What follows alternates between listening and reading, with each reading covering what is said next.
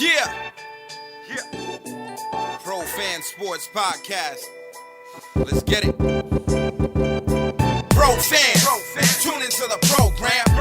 Every single week, get the dope, fam. Sean on the mic, very flat too. Keep you updated, that's what we do. Yo, what it do, everybody? It's your boy John Altidor with Pro Fan Sports Podcast, where the fans of the pros go back at you with episode 79. As always, my boy Vladimir. And this week, we got news editor at Fox Sports, a podcast host at the Almost Shameless podcast with Tanya Ray Fox. And it's Tanya Ray Fox. Welcome to the show. Thank you. Thanks for having me, guys. You're a real good group of guys. We got to chat a little bit right before we started recording, so that was really nice. I've been looking forward to being on with you. I love talking to new people about the things I rant to myself about, so this is great. I look forward to being able to hash it out with you guys this week. Absolutely, man. And it's definitely great for you to come on the show because, I don't know if everybody knows she's, an up-and-coming hotshot out here. So, she's doing her thing. That's right. That's facts. Before we start the show, make sure you're subscribing to the channel, pushing that bell notification. You can get all our episodes, and make sure, you're liking the video so that people that enjoy the same amount of content or the same type of content can reach these videos as well. And of course, we have Tanya Ray Fox, and we're going to talk about, because we got to talk about it, the Patriots, man, and before we get to what's coming up, let's talk about what just happened with, Patriots versus the Saints. It was definitely a hard game. What were your thoughts on the game, and what do you think went well, and, obviously, what do you think went wrong?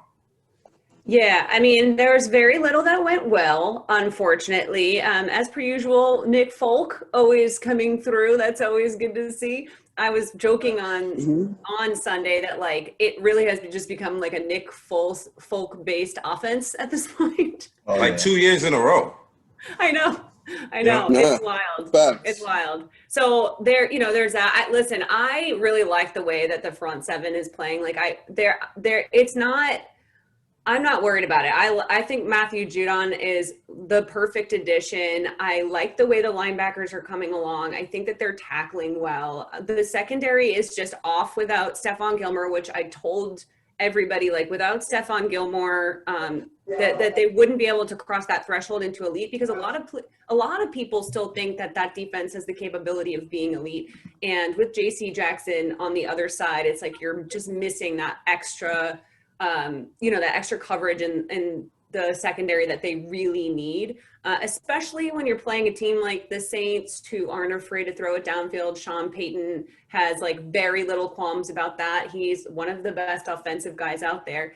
And they just really struggled on that front. But I really was still, by and large, fairly impressed with the defense. The Saints are not an easy team to play. I think we got lulled into a false sense of security last week with the Panthers kind of kicking their asses. But that team is, listen, division teams, division games, all rules go out the window. Everybody should have known that game was going to be a different ball game than week 1 and week 3. So they're a good team. And then offensively, it's just one of the worst games we've seen in a really long time. And this is what happens when you have an uncreative offensive coordinator paired with a rookie quarterback who has still a ton to learn about reading defensive schemes and anticipating the blitz and all of this stuff that he still hasn't fully gotten under himself with. And then on top of it, he's not super athletic. He stays in the pocket. The offensive line is struggling. I don't blame this on Mac. I blame this on the people who've put Mac in this situation with a team that should have been capable of going to the playoffs. And now it's starting to look like they're not, because the quarterback's not ready. And that's not his fault. Absolutely. Go ahead, Vlad. Did you call the offensive coordinator not creative? Yeah. Oh, wow. You don't think Josh McDaniels is a creative offensive coordinator? Can you tell us more about that? Well, I think so the good thing about Josh McDaniels is he's very good at anticipating when to use a trick play when to like throw random 2 tight end sets in there, or when to do that flea flicker that he loves, you know, with whatever wide receiver can throw the ball. Like those things, he's done an amazing job in the past of designing 2-point conversion plays. Like, because he has such a brilliant mind in terms of being able to retain information, a lot like Belichick, he's like a library of information, but he has only really succeeded with one quarterback, and that quarterback's Tom Brady, who would make most offensive coordinators look good. I like Byron Leftwich, but like, let's be honest, Tom Brady is running that offense. And so down in Tampa. And so we're seeing, you know, a lot of what Josh does is he is just really conservative, and he has and I'm not saying that there's that many other plays to be called with Mac right now, but to not rely more on the run game, to not try to bring Mac along a little bit more with play action, like that kind of stuff has to happen in 2021, and he's not doing it. And it's like, I understand that they're trying to win games right now, but if Mac can't be more multidimensional as a slightly undersized, unathletic pocket quarterback, things are going to fall apart really quickly. Like, this guy's not Tom Brady. People don't realize, like, Tom Brady's got 3 inches and 25 pounds on Mac Jones. Like, people don't understand that this guy is like not Tom Brady, even physically, let alone obviously, you know, being a rookie. Yeah, I mean, I'm going to have to kind of like agree with Tanya right there, because I was saying the same thing starting last year, you know, with some of the stuff that was going on with Cam Newton on offense. And, you know, just like conservative is definitely the word, right? And it seemed like he's not really scheming guys open very much, you know, Right. a lot of the times. And, you know, the calls on early downs and in the red zone, you know, to me, it's like, it's not it at all, you know, running the ball a couple, you know, to start off drives 2 times and not really doing much. And it seemed like the defense always knows exactly what's coming, you know, because we haven't been able to create much yards at all. So, yeah, I mean, it's a good point about Cam Newton too, because Cam Newton should have been running way more, you know, read options, and the RPO should have been more involved. He should have been throwing downfield way more than he was. I understand that the weapons weren't always there, but listen, NFL players, someone's going to get downfield and eventually they're going to get open. And when your offense is already falling flat, opening it back up, taking risks, you know, trying to convert on 4th downs you wouldn't normally convert on, things like that, especially when you have a veteran quarterback who's not afraid to run the ball, who is powerful in the red zone. Cam Newton's one of the best red zone quarterbacks in the history of the NFL, and certainly over the last 20 years. They didn't utilize him enough in that way, and it's frustrating because that is obviously carrying into, it wasn't the Cam Newton thing where it was like, hey, I haven't worked with a guy who's been this mobile. His arms still, like, he's still rehabbing it. He doesn't quite have the mid-range game anymore. Like, there's, you know, there were difficulties there. But to your point, like, they were not doing what you could do with Cam Newton. And it was just like, guys, and they're falling into the same trap again with Mac, where it's like, where did you go out and get these 2 tight ends for if you're not going to use them? And if you're not going to run something a little more exotic than just like the base tight end sets, things like that. No, I hear what you're saying, Tanya, but I was just going to say with the tight ends, I mean, we're not getting anything from them. Like, there's no production from them, and when you do try to use them and go to them, you know, they should be getting more targets, but when they are getting the targets, they're either dropping them, can't get separation from a parked car, or just giving up pick sixes like John Smith did yesterday, which was absolutely putrid. So it's like, I don't think that the coaching staff, particularly Josh McDaniels, has much trust in these tight ends to go to them, you know what I'm saying, as often and as consistently as they should, because when they have gone to them, for the most part, the plays, you know what I'm saying, haven't been very good for the Patriots. And, you know, in particular yesterday was a prime example of, you know, of that not going so well, particularly John Smith, who I don't know how if you could even have a worse day as a tight end, but that was just like my goodness, like it was bad. Yeah, it was yeah, bad. I think bad's an understatement of the year. I'm having a loss of words, and I'm hardly ever in a loss of words. I think that was Believe him. Believe him. horrendous. I believe you. No, I feel the same way. I always have something to say. So, and it was bad. This is the thing is Johnny was like not a Butterfingers guy. And so something was off, right? So, you are 100% right. It's an inexcusable performance. I'm not here to make excuses for dropping that many passes, allowing pick sixes, things like that. Right. But something is off with the timing with Mac and the tight ends. It's pretty clear. I think that a lot of that has to do with the offensive line. People forget that tight ends are so often playing in the blocking game, and especially Johnny Smith. That's like a big part of what they do, and that line has not been steady. They're rotating in replacements for Trent Brown, and it's just not going well. And so something is off, like, I don't know, mentally or timing wise with those guys, where Johnny was just like totally incapable of doing his job. And I have not seen enough from Mac and from Josh McDaniels' play calling so far for me to put the onus entirely on a proven guy who was pretty steady. Like, Johnny was a pretty good tight end. He was nothing exceptional, but he got, he did his role. He was expected to have an elevated role in the Patriots versus where he was in Tennessee. But like, this is a proven NFL player, and he's coming in and having a game that bad. And now I have to look and say, well, what's wrong? And where can you actually, like, where can the blame shift a little bit off of a guy like that? And to me, when you've got a team committing that many penalties and making that many stupid mistakes, and you've got Mac completely, like, he's pressured all game long, and there's just no rhythm or consistency or momentum in the game whatsoever, you realize, okay, maybe the guy who's getting targeted so much is really just becoming the scapegoat. And so I'm still putting blame on Johnny. Because I don't disagree with you that it was like an awful performance, but something is broken, and I can't put my finger on it. So No, for sure. You It's talked definitely about a mental thing with for him. sure. And I think certainly, they've got to find a way to fix that.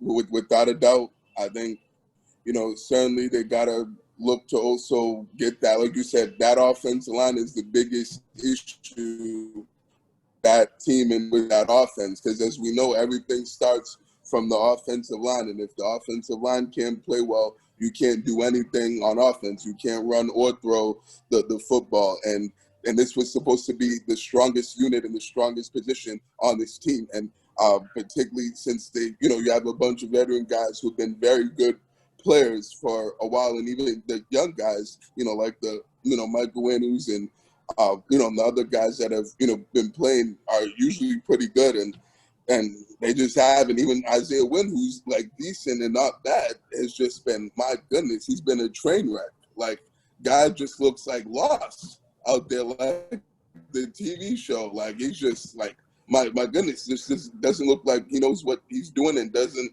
look like he's confident, and the whole line as a whole has just been an absolute hot mess, to say the least. Yeah, we're here with Tanya Ray Fox, going over the Patriots' performance against the Saints on Sunday, and we'll talk a little bit about what's to come.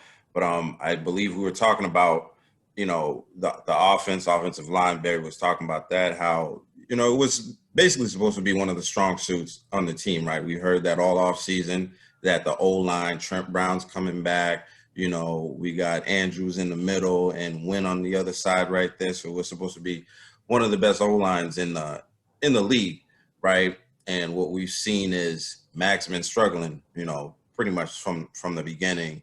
We got Trent Brown went down, and it's been a disaster since then. It's been, a revolving door of players coming in and out of the O-line.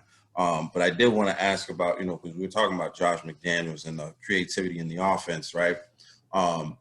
Obviously, we had Tom Brady for 20 years here, and we got so used to seeing a certain offense. Do you think this offense should have been changed a bit? Because I feel like they try to make Cam Newton fit into what we do, and that wasn't working.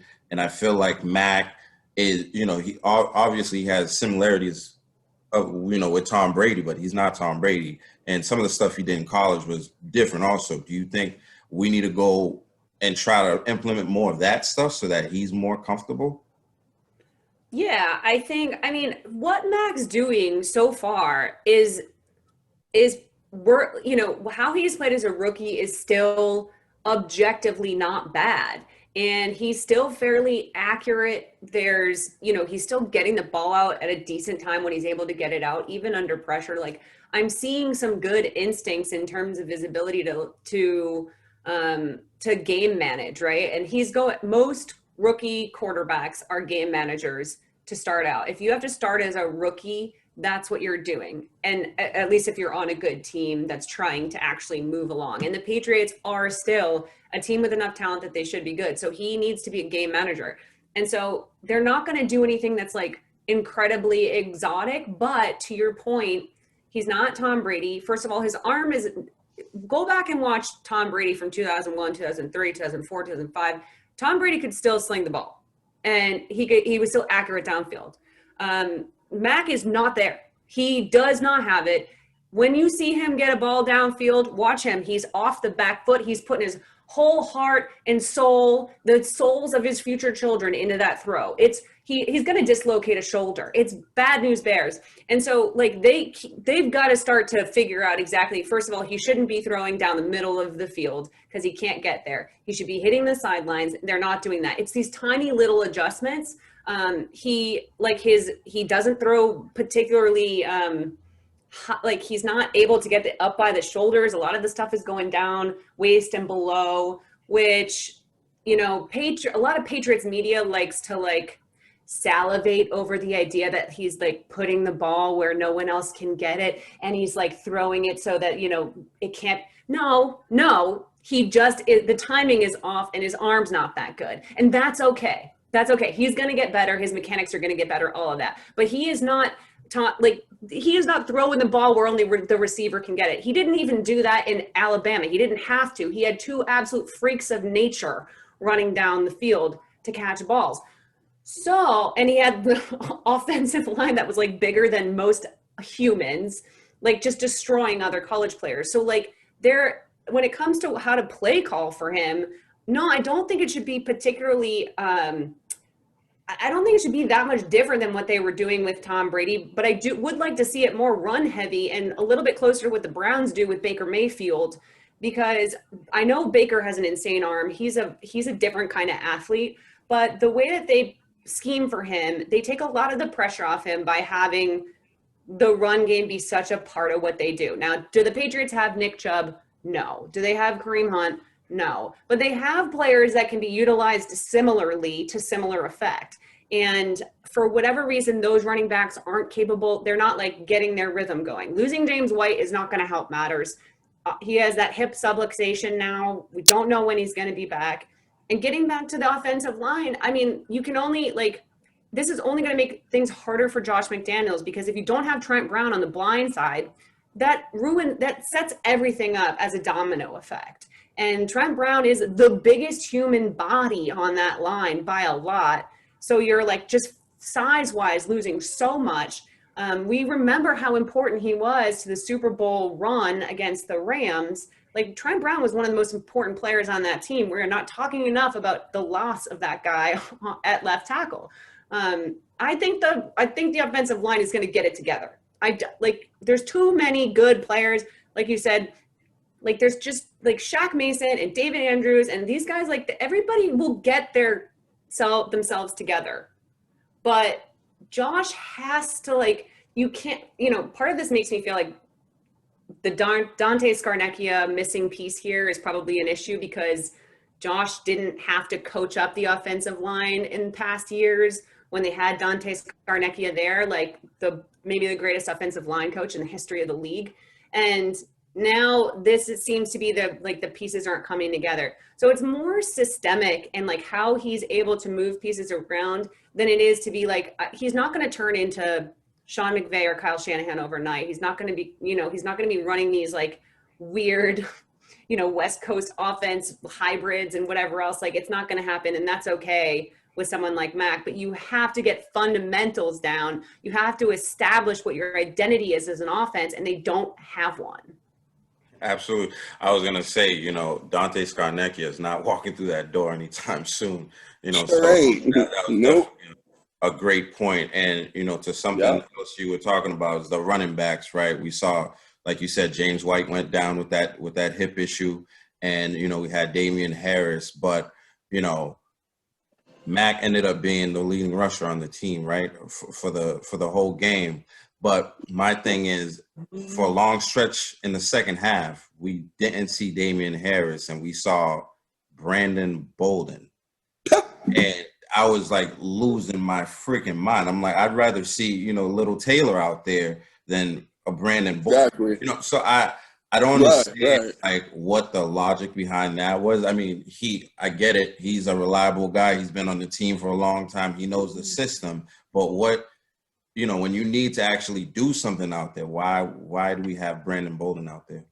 Yeah, no, that's the biggest thing is like there's a lot of that with Josh. And so it's hard to give him the benefit of the doubt when he's constantly going back to these old faithful, these plays and these players that simply are not dynamic enough to make a difference. You went out and spent money, get Johnny Smith working, get Hunter Henry working. We saw Kendrick Bourne put in work. That was beautiful. That pass was not great. And he made it work. So we saw him. Nelson Aguilar is getting downfield and getting open. Nothing's happening. So stop telling me that there's not enough. And they should be power running, like you said with Damian Harris. There's all these little things that I hate to be that guy who's going to tell Josh McDaniels with all of his success to figure something different out. But it's so hard to sit on the couch and see how flat and awful they were. And knowing, okay, like I see these little moments of brilliance from Kendrick. We see that Nelson Aguilar can speed down the field. By the way, Nelson Aguilar last year on the Raiders was like, balling. He averaged 16 yards per reception. Like, I understand Mac is not Derek Carr. I understand his arm's not there yet. That's why you need to scheme. You don't have the smartest quarterback alive, the greatest quarterback alive helping you out there anymore. And by the way, everybody can drool over how smart Mac Jones is. He is a rookie who played 30 games in college. Not a lot. He took less than 600 pass attempts in college. Not a lot. He did not have that much experience. This is not Russell Wilson.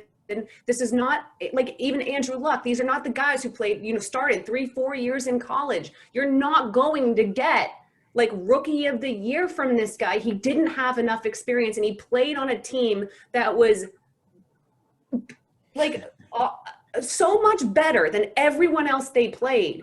You can't look at what has happened to Tua. His body is falling apart. We don't know what's going on with Jalen Hurts.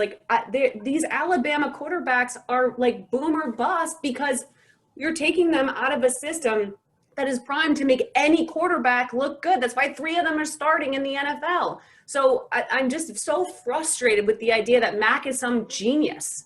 That's impossible. It is impossible for you to come into the NFL and understand the kind of defensive schemes that are going to be thrown your way by guys like Brian Flores and like these defensive geniuses, these people who are like really know what they're doing, and put it on a 22-year-old kid who's played 30 games for Nick Saban. It's just not going to happen. I mean, with that said, right, I feel like with every loss that we suffer, every time that Mac doesn't have a great game, the New England fans, there's still a lot of fans that wish Cam Newton was still here. What do you say to that? Yeah, I do too. I'm sorry, Tanya. Sorry, but that one just made me laugh. So sorry about that. Go ahead. That was laughable. No, you're fine. So here's the thing. I'm glad they drafted Mac. They needed to draft a rookie. They weren't going to Cam Newton's not a quarterback of the future for the Patriots. However, most rookie quarterbacks you've seen succeed as soon as they've been able to start, they were able to sit a year. The ideal, ask anybody, I promise you, ask any GM or coach of a team that's capable of making the playoffs, not the Jaguars, not the Jets. I'm talking about teams like the Patriots who have good players, like championship pedigree, who are looking to make the playoffs. You do not want to ever start a rookie quarterback. It's never good. They rarely make the playoffs. They even more rarely win a game. Like Mark Sanchez won a playoff game because his defense was out of their mind. Yeah. Like Andy Dalton made the playoffs in his rookie year. Their defense was out of its mind. You need to have a crazy defense to even make the playoffs with a rookie quarterback. So I wanted a veteran. I think second year in the league or second year with the team is like a huge difference. They even admitted that. His arm is getting better. He threw downfield really well last year. They just didn't call many downfield plays for him. He only threw over 20 yards, I think like 28, 29 times. But his like completion percentage on those was like 87%. So now you've got Nelson Aguilar. He's got someone to throw the ball downfield. 2 tight ends. By the way, Cam Newton, remember what he did with Greg Olsen? Like he does very well with having a really good tight end. You're going to give him 2? Great. And then you open up some of these issues on the offensive line and everything else. Like all of a sudden you've got somebody with a little bit more mobility. You have that running threat in the red zone. They have to account for that. They have to account for the run. So you spread out the offense a little bit more. You're able to stretch the field. Like these are all things they could have done with Cam, while Mac is learning every single second that he's on that bench, watching everything that he could taking it all in, watching film and learning how these like offenses work and how these defenses work, how to read defenses, how to see certain things coming, all of that. So this isn't like a Mac versus Cam thing. It is you have somebody, Cam went 7-8 last year with no training camp, no preseason, coming off of injury on a brand new team that had 8 COVID opt-outs and an offensive system he'd never seen in his life. He went 7-8 after having COVID in the middle of it. And by the way, no one wants to talk about the fact that he ran for 12 touchdowns because he only threw for 8.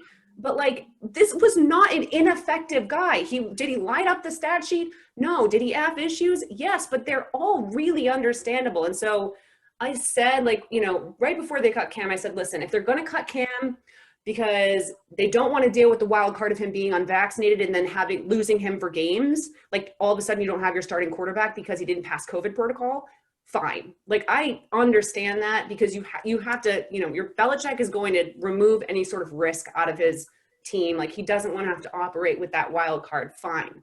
But Belichick point blank said that's not why he did it, and that's not why he cut him. And I'm trying to figure out 3 games into the season what he's getting from Mac that he didn't think he could get from Cam. And then I can tell you all kinds of reasons I just did what you could get from Cam that you simply cannot get from Mac. Absolutely. I mean, when you put it like that, I definitely agree that, Mac could have benefited from sitting down a couple games at least. Personally, I wanted him to come in at some point. When I saw the news, I think everybody was, jaw drop, you know what I'm saying? When we found that out, and he did say, what are you going to do when the bullets get live, right? And that last, What was it, Funky Friday that he did, right? Oh, God, yeah. But the defense, you talked about how the defense, did pretty good. At one point in the game, I believe they went 3 straight drives where they just like shut everything down and gave the offense back the ball. And, we brought it down to 1 score. And, once again, the defense couldn't, get the ball back and give it back to the offense to try and tie the game. Are you concerned about that? Or do you think it's just like, inevitably the offense is going to do its thing? Yeah, no, the offense is trash. And unless something gets fixed really quickly, they are going to lose way more games than they should. And you're absolutely right. The defense is pretty good. The defense is pretty good. Unfortunately, you need playmaking defenses. You need turnover forcing defenses when you have a rookie quarterback figuring their stuff out. And right now this defense is good, maybe better than good. But they are not elites. They are not a defense you are terrified of. And unfortunately, no matter how good Mac gets this year, no matter how much he comes along in this offense, there is a ceiling to that as a rookie pocket quarterback. And he's going to need the defense to force turnovers, to make plays, to give him the ball back over and over and over again. And like, that's just going to be their job the whole season, all season long. That's what they signed up for the day that Belichick cut Cam Newton and made a rookie guy the starter. Absolutely. I want to give, Vlad and Barry a chance to ask any questions about the game that we just had, because, we're going to move on to what people are saying is the biggest game in Gillette Stadium history. You guys have any more questions about the past game? So Tanya, it sounds like you're saying this is 8-9 season or 9-8 season at best. Am I correct on that? 8-9. Ooh. Yeah, I mean, so far they've only beaten the Jets. Like, what are we supposed to think, guys? Like that was a very winnable game at home against Miami that they lost, and they just got really embarrassed. That was a really bad performance at home against the Saints. Like, you're losing home games, like, embarrassingly, making stupid mistakes. And so, yeah, I'm not giving a team that can't seem to minimize mistakes while they're bringing along their rookie quarterback and figuring out their offensive line and trying to get, potentially get Stephon Gilmore back. Like, I'm not giving them the benefit of the doubt. They have not earned it at this point. So I do think that this is a closer to 500 team than an 11 or certainly not a 12-win team. So, I mean, like, the best that, this is a situation where you go into it and ahead of the season, you look at the roster, you look at the potential for Mac Jones. And to me, my best hope was like a 10-7, maybe an 11 and what is it? No, 11 and 6. Guys, I can't fucking do this. 17 games now. It's all good. No worries. I can't do. You know what I'm saying, but no, we got you. Now I feel like, geez, 9-8 would be great. Based on what we know right now, Mac is just like got more work to do. They've got to get the offensive line healthy. Do I think that they can be better than they've shown in the first 3 weeks? Absolutely. I do think that, but they are going to be 3-1 after this week. That's a huge hole to dig yourself out of. And I am not ready to show them my faith that they're 100% going to be able to do it. They have not given me the reason to think that. They're going to be 1-3. 1-3. Well, I meant 1-3. Yeah. Now you've got my numbers. I wish. 3 home games. I wish. Unbelievable. One of the things I'm hearing you say is that the lack of Tom Brady is exposing Josh McDaniels, right? Yeah, no, it's definitely exposing Josh McDaniels. Listen, Josh McDaniels was kind of getting exposed even in 2018 when they went to the Super Bowl. Like, that was a defensively very strong team. That was a defensive Super Bowl. All props to Julian Edelman and Gronk in that offense, in that Super Bowl and on that offense. But for the most part, don't forget Sonny Michel. I would never forget Sony. I would never forget Sony Michel. But yeah, so like, so it was already getting stale, and there's a reason that Brady was getting frustrated with the offense. There's a reason he looked like he wanted to be anywhere but in Patriots games for most of the 2019 season. So yeah, Josh McDaniels is getting exposed without Tom Brady. Do I think that he's incapable of being a little bit better? Like, I just don't buy into the idea that Josh McDaniels was a facade created entirely by Belichick and Brady. I think that's not giving him any credit. And, this is a guy that's been interviewed as he's gotten multiple head coaching jobs. He turned one of them down. I mean, other GMs and other teams see in Josh McDaniels the value of him. It's just a matter of him putting those pieces together and transitioning out of an offensive system that worked really well with the best quarterback in NFL history. And that's really hard. I do not, I don't envy the position he's in. He has a lot to prove, and it's incredibly difficult, but it's time for him to do it. No, for sure. And I think last question before go ahead. My last question before we move on is, how much credit are we giving to the Saints defense? I mean, the Saints defense is fine. You know, like they're fine. Like they have, you know, obviously they have a really good cornerback. He made really good plays. I like Vladimir a lot. But they're not, you know, they're not elite. This was just really a situation where they got a lot of pressure on a rookie quarterback who was like really off his game, and they took advantage of that. They were really efficient on offense in a way that Jameis Winston's not normally. Jameis Winston's normally like a volume quarterback. And so the fact that he was so efficient, he actually played a lot like the Patriots would have liked to see Mac Jones play. You know, like it was just an efficient game, you know, no turnovers, not a lot of yardage, not a ton of passing, but just like getting the job done. And so, you know, on the flip side, it was giving the defense a chance to kind of just like reset because he was just staying really efficient. So I don't give the Saints defense that much credit. I just think the Patriots offense is pretty bad. You loud and clear. No, definitely.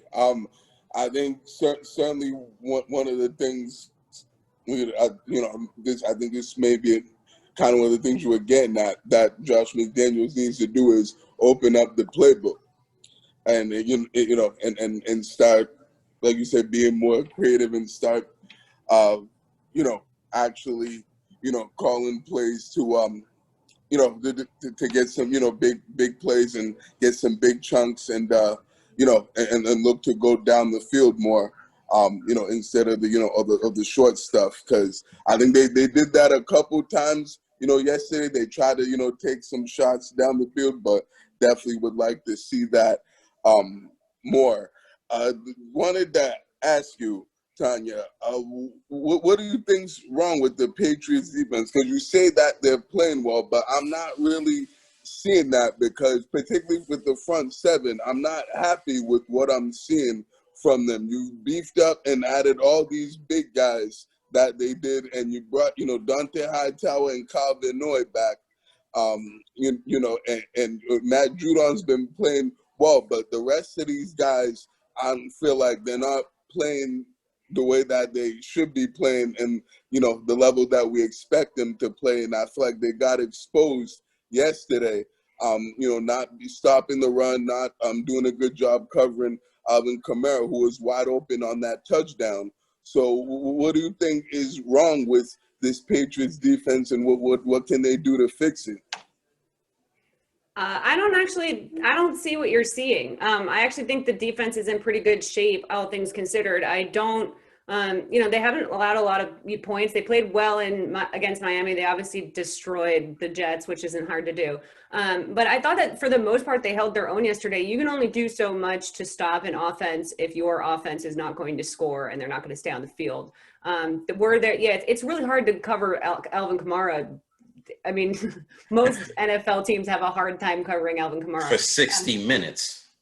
Well, it's just it's just a long game after a while, right? And there's like coverage breakdowns and things. I mean, if we did an all 22 and we really watched the film, I'm sure that there's some issues. I mean, for me, I like the way that the linebackers and the pass rush are coming together compared to last season.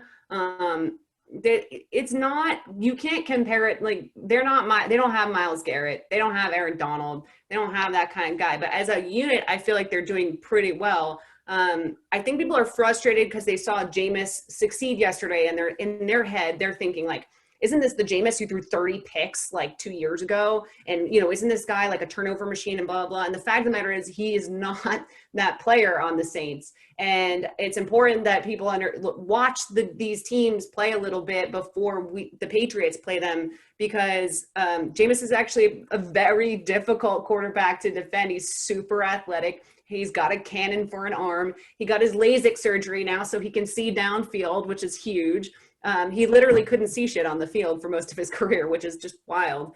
And he's got Sean Payton, who's a first ballot Hall of Fame offensive coach. So this was not like the easiest offense to defend. And I thought that they did a pretty good job. They held them back and kept the Patriots in contention for as long as they humanly could. Like they gave them a chance to tie it up and get that extra possession. Like, you want to see that from a defense when you're at home and your offense is giving you nothing, truly giving you nothing. And I liked what I saw that. I still think absolutely that the secondary has got work to do in coverage, and that without Stephon Gilmore, they're having a really hard time shoring that up, because it ends up being a back and forth of like, we can cover the run, but we're like exposing our back end, or we can, drop out into man coverage and we can make sure everything's taken care of, but the backfield starts being open. And so there are definitely some issues there, but I think the defense is going to actually keep getting better week to week. I actually think that they have gotten better week to week.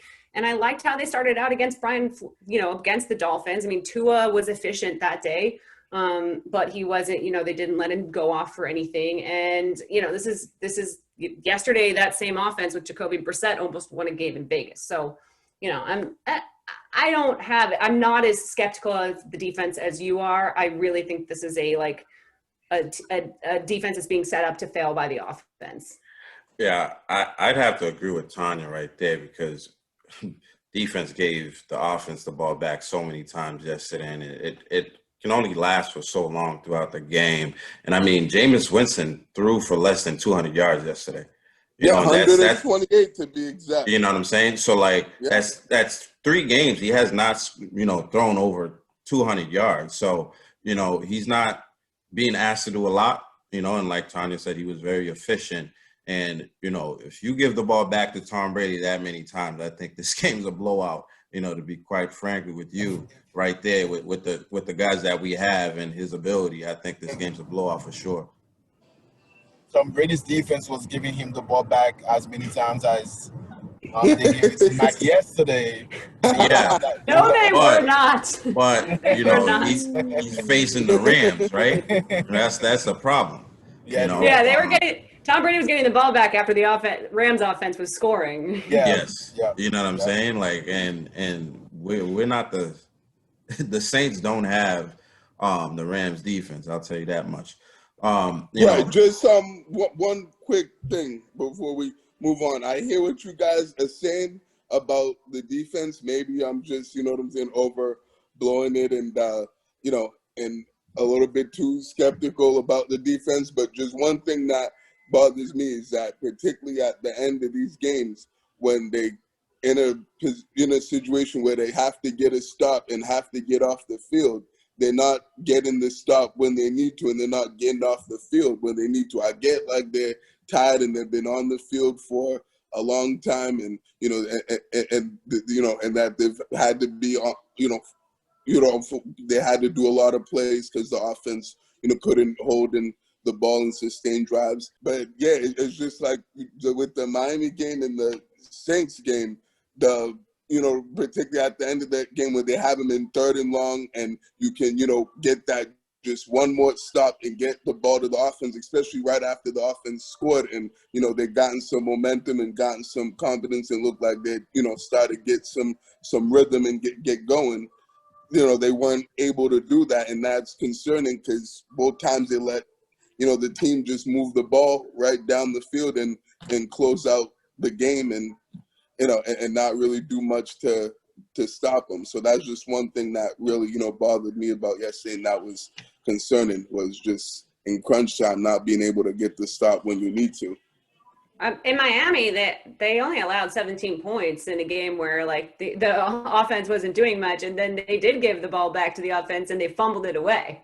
Yeah, I just they did, but even after that fumble, they could have still gotten a stop and given them one more. No, I mean, you're just asking for a lot. They let them convert those. No, the game was over after the fumble. Those 2 third downs, and boom, that was ball game. Yeah, I mean, I think you're asking for a lot. We're saying, it's a long game, and they haven't given more than 28 points all season. It's only been 3 games, but we haven't given up 30 points yet. You know what I'm saying? So the defense is doing its job. It's just a matter of we're not able to keep up with teams that are actually scoring. And at some point we got to be able to do that. We can't play from behind every single game, and it looks like. The way the offense is moving, the way the guys don't seem to be gelling yet, that's what we're going to have to do. And that's a lot to ask for a defense, no matter how good they are, and now coming up, we're going to be facing, the greatest quarterback of all time, who needs only 68 yards to, have the most yards all time. He's probably going to accomplish that on his first drive. Right, in the first quarter, yeah. You know what I'm saying? Like, most likely he's going to go straight down the field, and get that record and get it out the way because he's Tom Brady. I want to talk about that game, but obviously that's going to be, overkill this week, right? Like, everybody and their mother is going to be covering the same thing. Bill Belichick, their relationship, why he's not here anymore. They already have. They've already started. I'm already tired of it. You know what I'm saying? But what do you think about that game? All of us, we're not stupid. We know there's no way we're going to win that game unless, something crazy happens to that whole Buccaneers team. But what are you looking for in this game as far as what the Patriots can do to improve? Do you think we can even make it a game at all? Yeah, I mean, it's going to be really difficult. Mostly, I think any NFL team can win any game any week. And I don't mean it's an any given Sunday situation. I don't think you should ever be able to say point blank, no one can win a game ever. So I'm not doing that this week. I think the problem is that Tom Brady is coming in with such a chip on his shoulder. His camp has made it clear that he feels he has something to prove still, that he has these leftover feelings for Bill Belichick. So he's going to be super extra motivated, which is terrifying because Brady doesn't ever lack motivation to begin with. And then you've got Mac. And so, I think the biggest thing you can hope for from the Patriots is, number one, that the defense hangs in there. And like you said, if by some, chance, listen, the Rams defense held him to 17 points yesterday. Let's say the Patriots can hold him under 24. That would be really nice. Like, if I could see something like that, that would be great. You just keeping him in the low to mid 20s. And then also seeing, I want, no turnovers from Mac and some composure. I don't expect him to do anything crazy. This offense is not going to fix itself in 1 week. But there is a way for Mac to earn a lot of self-confidence from this game, because this is a really difficult spot to put a rookie quarterback in. No rookie quarterback has ever had to deal with this much pressure in a regular season game in their life. This is brutal, and I feel for him a lot to have to be the quarterback in New England when Tom Brady comes back, Super Bowl champion with another team, knowing the whole country's watching. That's going to break regular season, Sunday Night Football records. It's going to be a record-breaking game in terms of viewership. And that's so much to put on Mac's shoulders. So he can earn a lot of just genuine goodwill, genuine brownie points with me. And I think with a lot of Patriots fans, by just being composed and being able to just not give the ball over and give his defense a chance to work when they need to, and try to keep the ball as long as humanly possible without turning it over. I will take that as a moral victory if I can see that from Mac, and if the defense can keep Tom Brady at bay. This week, he was his own team's leading rusher. The Bucs weren't even running the ball. It was wild. Those Rams-Bucs games are so weird. They're just always bizarre. Sean McVay coaches against Tom Brady better than most coaches in the NFL, maybe ever. He just always gets really amped up for those Tom Brady games. So I don't want to get lulled into a false sense of security that you can keep Tom Brady under 20 points very often, especially with that offense and all the weapons he has. But listen, guys, I don't want to see a Brady Gronk touchdown. I don't want to see it. I don't want it on my screen. I can't emotionally handle it. Happen, but be painful to watch. I'm in a hard spot because I have Tom Brady on my fantasy team. Oh, okay. And it's well, damn it. I want to see him do good, but I want to see him lose to us. That's where I'm at. So I think the all of New England is going to be, torn this week, right? A lot of us, went to Tampa Bay. We're with Tampa Bay, and some of us are bitter and we're like, he's not on the team anymore. let him do his thing. He's not here anymore. And you see that it's natural, right? Going back to Mac, I feel like he did do some good things in the Saints game. We saw his, yards per attempt went way up. I think it was like 12 or something like that when it was like 3 point something to begin the year. And at the end of the first half and the whole second half, I felt like he was doing some really good stuff. And the Buccaneers coming in, their line's not really getting to the quarterbacks so much early on in the year. Do you think this is a game where we can actually let Mac do some things with the ball? Yeah, I mean, it's funny because all our instincts, we've been trained over the course of 20 years to say, like, when you go into a game like this, it's all about fundamentals. It's all about being really careful and just like remembering to do your job and whatever else. And that's true. It's still true. The mistakes that they've made, the turnovers that they've had specifically last season, last week, but even like the whole season, there's been these weird penalties and weird sort of mental errors. They can't be doing that. But I do think that just sort of throwing a bit of the cautiousness out the window and opening things up and letting Mac make dangerous throws that are high risk, high reward might do him some good.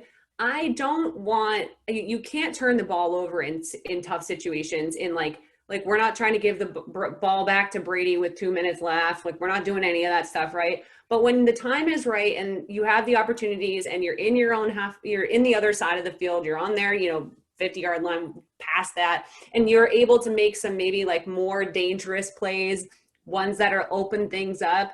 I would like to see that. I would like to see Mac trying to get it downfield a little bit more. I don't want him to try to get balls that are 50 air yards because he physically can't do it. I'm not trying to see him get hurt. But you won't be able to trust that Mac can do it, and he won't be able to trust that he can do it in the NFL and on the Patriots and in their system until you give him a chance. And hamstringing him to the point where he feels like he's not even contributing to the offense at all next week is going to kill his confidence. Like, you don't want him to feel like you're like babysitting him the whole game against Tom Brady, because that's not going to give him the this is my team, I'm leading my team vibe. So there's a really perfect little balance they have to strike between like, listen, bro, don't turn the ball over. Do not turn it over. There's one thing, but there's a difference between stupid turnovers and ill-timed turnovers and things that can change the game for you. And like, throw in a pick when you're really trying to make a big play, when that high reward is there and really good coverage, the guy comes in and it is what it is. I don't think every interception is something for us to pick apart.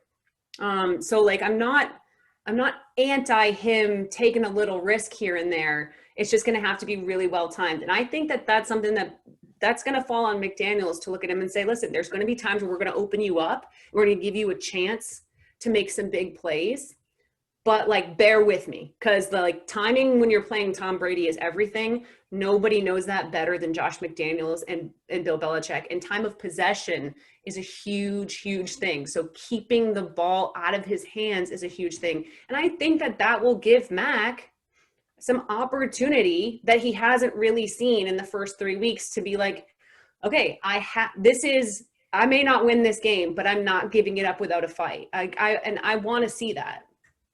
Absolutely. Like we talked about earlier, we saw Brandon Bolden out there, and, we have Ramondre Stevenson, who did really well in the preseason, and he fumbled that one time in the first game, and we haven't seen him since. Can we afford to not have players like that on the field? Because I feel like he has some ability. He's probably the biggest guy out of the backfield already, and I feel like he's a back that can come in and actually help us if we're not going to apply the pressure and get in his head about fumbling and stuff like that. You think we can afford to not have him this week? No, I don't think they can afford it, and that's the thing is this is not the days of benching Wes Welker at the start of a playoff game because he said something stupid. No, we don't. There is no Gronk. There's no Randy Moss. There's no nothing.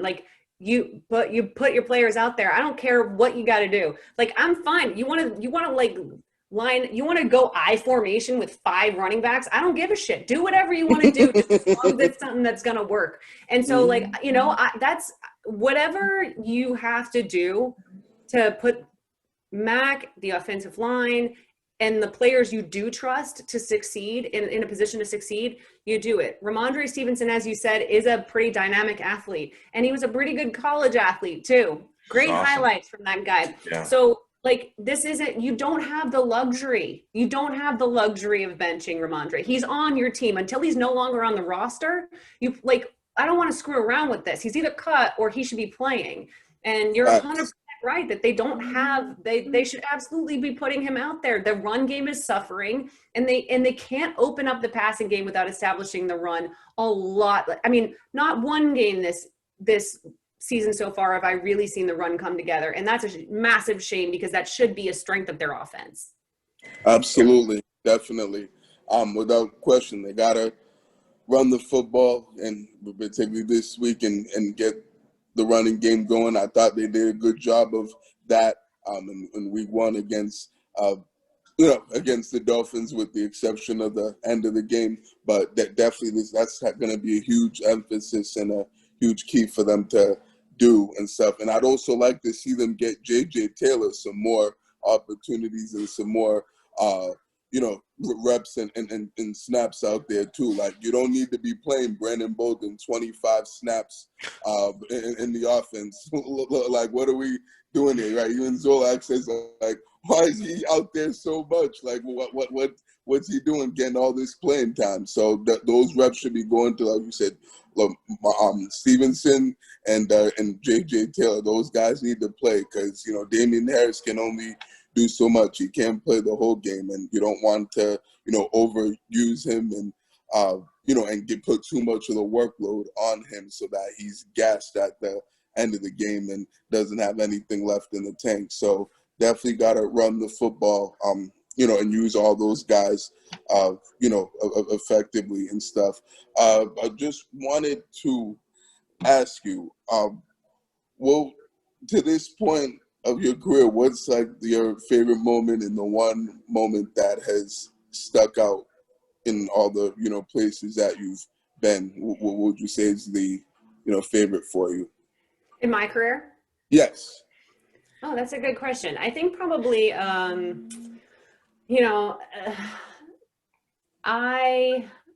it's a really goofy one. But you guys will understand it and you'll appreciate it, so I'll share it with you. When I first started at Comcast Sportsnet, I was an intern. So I started working at Comcast Sportsnet New England, which is now NBC Sports Boston. Yeah. Right. Yep. And they switched over, I was there for 3 years. So they switched over to NBC Sports Boston. And I started as an intern, was freelancing, ended up being a full-time assignment editor there for a while. And I was young, I was like super young, really green, like ready to get into the biz. And I had, it was like my dream to be working. I couldn't believe that I got a job right out of college working at like the local Boston station. And it didn't even have to be Nesson. It was actually like the good station. And oh, wow. Oh, damn. Hey, we've had some guys on Nesson on the show. No offense. No. I have friends that work at Nesson. I promise it's a joke. No beef. But yeah, no beef. But smoke over here. I was sitting at the assignment desk, which was like right in the middle of the newsroom, and it's like elevated off the newsroom. So when you're there, you can see everybody. And we had just started bringing Troy Brown in to do TV at Comcast Sportsnet, and he, was getting ready, whatever, still kind of figuring out like the timing of getting ready and getting out onto the set and whatever. And he needed someone to help him put those, the tie things in that keep your collar stiff, like those little plastic. Oh yeah. That goes in like that. Yeah, like they're little plastic pieces. And he was like, I need someone to help me with this, blah, blah, blah. And I was like, I'll do it. And I'm like, whatever. I'm losing my shit because like Troy Brown to me is just like the epitome of my childhood watching the I was losing my mind. I'm like, I got the fucking plastic things and I'm like trying to get him in there and I'm freaking out. I'm like touching Troy Brown, touching his shoulder, and I couldn't. And I mean, I had just, I had been there for like less than a year, and I just started to meet players and like had just started getting used to being around players and around the media and around these guys that I grew up idolizing, like making poster board, like these like in my room, making these like signs for players and shit, and like and I'm touching Troy Brown, and I'm like, that's awesome. I've made it. Wow, like that's really I cool. have made it. I've made it. Like, I was, Yes. and it was like, I've had so many amazing moments across my career and opportunities that like you dream of doing. But the first time you realize like, oh, my life is kind of special in this way that I always really hoped it would be, to me, this isn't anyone else's dream, and other people may not ever give a shit. They could pass Troy Brown on the street and not know who he was. But for me, it was so monumental. And I called my mom and I was like, you'll never believe what I just did. And so like, that's, I always want to share that story because I promise you, it's not the coolest story. I promise you I've done cool, like amazing things and like things that people would find way more interesting, way more juicy, but that's not the stuff that like reminds me of why I stick it out in a business that kind of sucks sometimes. And that's the stuff that I remember of being like, you've gotten like the chance to do the thing you couldn't have dreamed of doing when you were like a kid watching these players play. I think both Barry and I would love to help Troy Brown with his tie as well. So Yes, absolutely. That would be really nice, Yes, definitely. And I think Barry just actually kind of, transitioned the show because, we were talking about the Patriots, but we do something on this show where we like to talk to our guests about, their backgrounds and things that they've done. And, I want to thank you for coming on and, giving us your thoughts on the Patriots, and, everything you said was beautifully said. And I agree with a lot of it for sure. And you're actually the second female sports figure that we've had on this show. And so it's a big deal for us for sure. And I think one of the questions we asked is before is like, what would you say to a young lady that's coming up in the sport industry that wants to make an impact like you're doing? Yeah, I do talk to a lot of young women that are coming up, and I try to do my best to make myself available to young women, young people of color, like anybody who is a minority in the sports industry, which is everybody but white, like cisgender straight men. White and men. So like, I apply that to everybody. But when I talk to young women, it's always a little different because there are some things that we experience in male-dominated industries that are unique, right? And a lot of what I struggled with when I was coming up was that there really just weren't that many women to talk to find any sort of guidance, or to like say like, is this normal? Like, is this type of communication normal? What am I supposed to do in these situations? Whatever. There just weren't that many people. And when there were, a lot of times there was this idea of like, well, you have to put up or shut up because you've made it into this male dominated industry. So whatever goes on, with you, or whatever's said to you, or however you're treated, like that kind of comes with the territory. And so I got a lot of that messaging early on. And luckily we entered the sports media on social media age, which expanded our understanding of what was going on behind the scenes and some of the like more toxic work relationship type things that go on in all male dominated industries. And like the biggest thing that I pass on to anybody is like, your instincts are right. Like anytime you feel like you're being talked to in a way that like doesn't make sense, being undermined, you're being, harassed in any way, whether it's like sexually harassed or otherwise, like doubting your instincts is exactly what people in power in these institutions want you to feel that way. They want you to feel like you're the crazy one. It's just like constant gaslighting. And I can tell women and young people of color, young non-straight people, anybody who's coming up in this industry 1,000 times over, all the little things you can do to try to minimize being taken advantage of or overlooked or underappreciated. But realistically, like every single situation is different. Every person is different. Their ability to handle certain, interactions and like, just like conflict, like who knows, like I'm very outspoken. I have an easier time speaking up for myself than other people. But my biggest thing is always like, if you know something's off and if you don't feel like you're being heard in a situation, or you're being undervalued, or you're being like, you know, like everybody, that's that tiny little thing in your gut where you go home, you're like, nah, that was fucked up. Like what that person said was, or like, that doesn't make a ton of sense that I got passed over in this situation, or that like no one listened to what I was saying here. And it's like the easiest thing in the world to just be like, I'm being sensitive, I'm the crazy one. But you know, I've found that trusting my instincts in those situations and understanding who I can trust and when I need to push the envelope, that's been the biggest thing for me. And it's sometimes backfired. You know, there have been plenty of opportunities that I didn't get because I stuck up for myself, or because I was loud, or because I was brash, or whatever else. And so if you're willing to give up opportunities to be who you are, you will continue to land in the place that you're actually meant to be. And that's a really hard thing to do, but I'm always here for anybody who needs to hear it. That's huge. I think, Barry and I, we started a podcast, obviously, because we love sports and we love talking about it. And we wanted to make our own content, because a lot of this stuff is opinion based. It's like, dude, right. we know what's going on. We watch football. We know what's going on, so we have opinions too. And so we started the podcast. I watch you on Almost Shameless podcast all the time, on CLNS, I believe it's on. Yes. Yeah. And I believe I saw your last episode too. One thing I do notice all the time is I go to the comment section.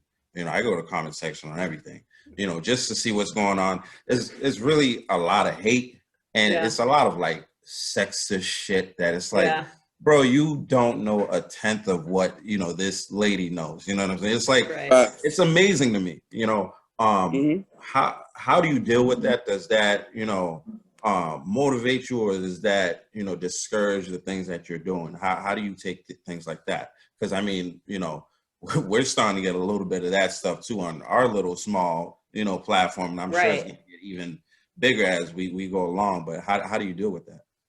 Well, it's been a work in progress. There's a threshold you hit where people start talking shit. And at first you're like, whoa, like it's you train your brain to be like, these are people I don't know. They would never say this to my face. No, these people don't care. But the human brain's not really wired to receive criticism from strangers in this way. Like we're not evolved for this. Like all this technology happened way too quick. So it's going to get to you. There are going to be things you read that are going to get to you. I'm not telling you guys anything you don't know. You've been through adversity just like I have, and a lot more, just being Black men in America. So I'm not here to preach to you about dealing with adversity and the way people speak to you and microaggressions and everything else. But dealing with it online and just understanding that like there are going to be people in there. Like I've finally gotten to the point where I am genuinely like grateful that people are willing to go in and talk shit, because it means that they were watching. And it is hard to get to that point, but I'm really proud of how Almost Shameless is doing. I'm proud of the stuff that I'm putting out.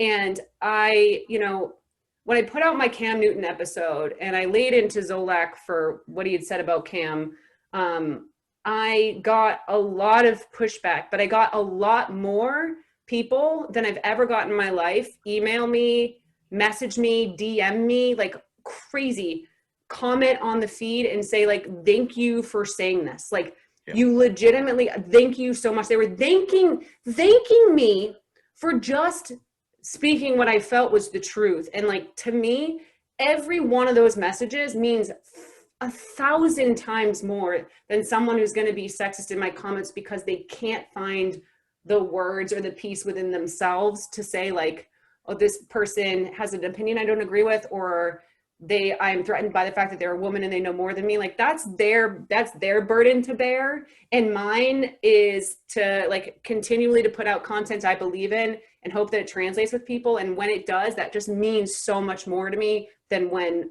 it doesn't. Absolutely. Oh, for sure. Absolutely.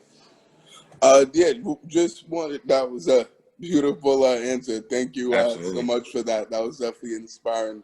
But sure. So I appreciate the advice on that. But sure, I'll definitely apply that to to our podcast, and when we run into those situations moving forward.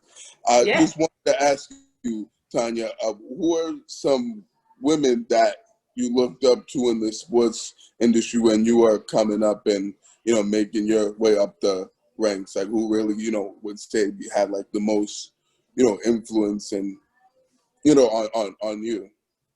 So there were fewer women when I started than there are now, which is great. That means that we're making progress. But the two people that I always sort of remember as being really formative, not only as I was like before I got into the industry, but once I was there, was Jackie McMullen and a legend.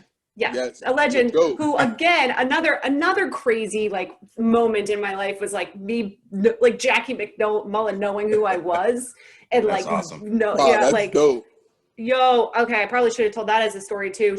When I left NBC Sports Boston, it was in a whirlwind because I was like, I'd been hired at NFL Network and I was like just driving across the country to move out in like 3 weeks. And so it happened really quickly and I didn't get to say goodbye to everybody that I worked with. And I came to my desk, one of the last days I was there, and there was a handwritten note from Jackie. Wow. Saying goodbye. So I heard cool. heard you're moving out to LA. Like, we're going to miss you here. And I was like, I have a picture of it that I keep on my phone just because like it was, I mean, she's an OG. She's one of the like really most amazing women. And she was like just always a real human being. Like she never got the ego. She never got any of the crap that like you deal with a lot of people in the industry, both men and women. Like she was just a real person who was like one of the most important basketball reporters of an entire generation. And like, it meant a lot to me, not only to like see her writing and reporting in mainstream media in my childhood, but also then to have her be somebody that I like worked with early on in my career was really instrumental. And then another woman that I worked with early on was Catherine Tappan, who, another legend. Another like Boston, sort of came out of the Boston That's media crazy. scene and has been like probably the most prominent woman covering the NHL.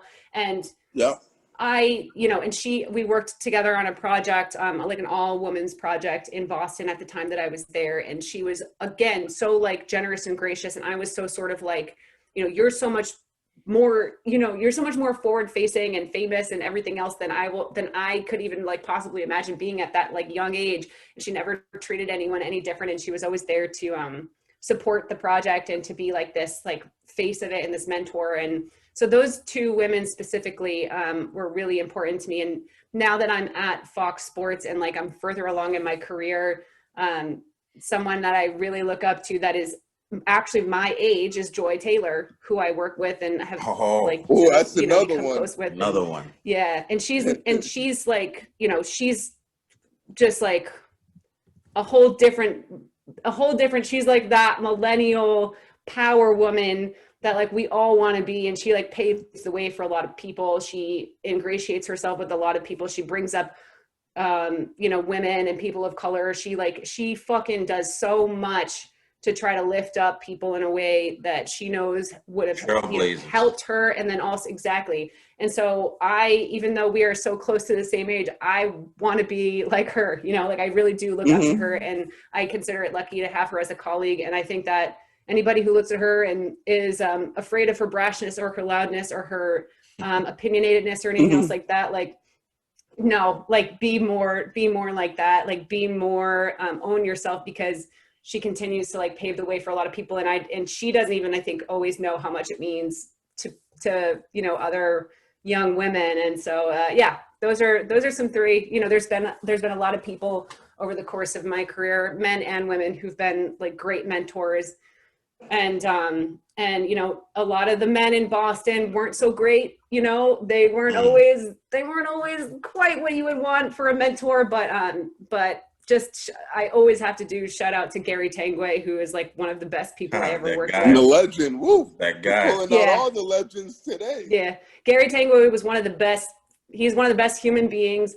He's a troll. He's a troll on the radio, and he does what he needs to do sometimes. But in real life, that dude is like nothing but like a great person. never shady, never hit on me, never creeped, like just was like a real friend and mentor. Yeah. And you don't get that a lot with guys that are twice your age or whatever, you know, however old he is now. He's fucking old and in his 50s. I tease him all the time. But yeah, but that's like, you know, every once in a while you run into a guy like that. And so I'll ride for Gary until the end of time. And, you know, I'll tease him on Twitter and stuff like that. But I like to shout him out too, because especially because you guys are Boston podcast and like, Absolutely. you know, people are going to know who he is. And, you know, that with all of the loud, crazy dudes in Boston, you can get kind of confused on who's actually a good dude and who's not. And I promise you, he's a good guy. So that's another one. Yeah.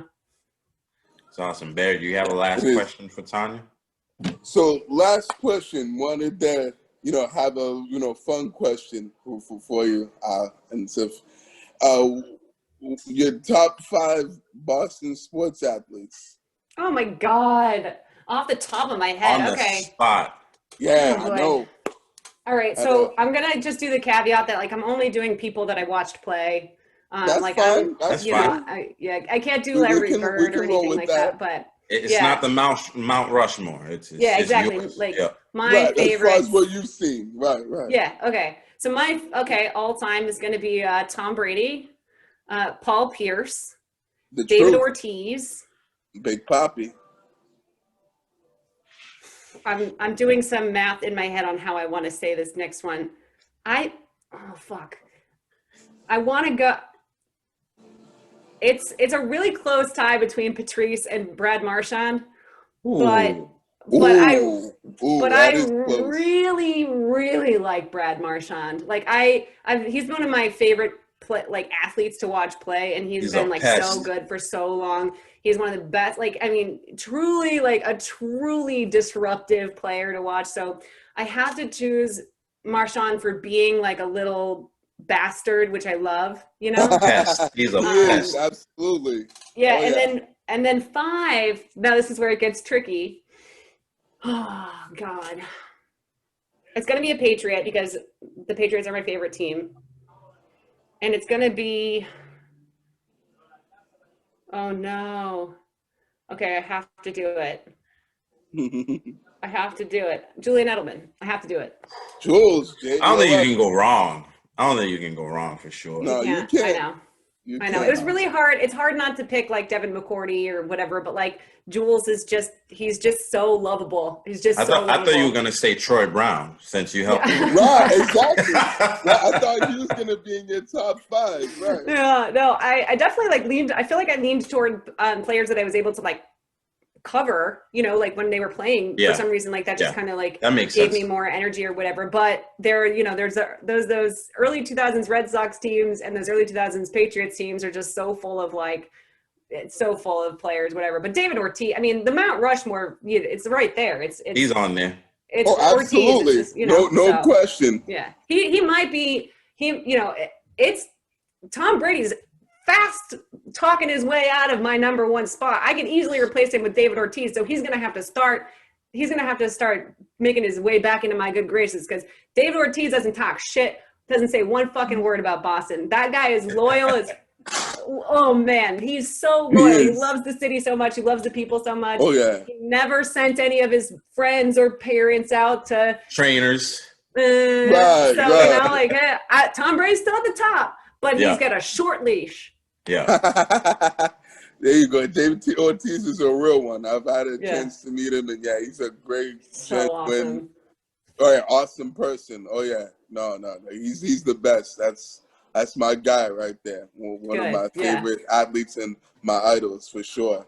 And it's funny because real quick, people kind of say that I look like him too. I don't know. Well, I guess there's that. I mean, you look more like him than I do, I guess, but And it's funny because I asked him that question when I met him, and he just laughed and nodded his head and said, "Yeah, you do look like." And he had a pretty good laugh out of that. That's awesome. Yeah, he's the best though. I love him. That's hilarious. Well, Tanya, it's been such a pleasure having you on the show. You guys make sure you follow Tanya at Tanya Ray Fox. I believe that's on everything on Twitter. I think on Instagram you're like Tanya_Fox.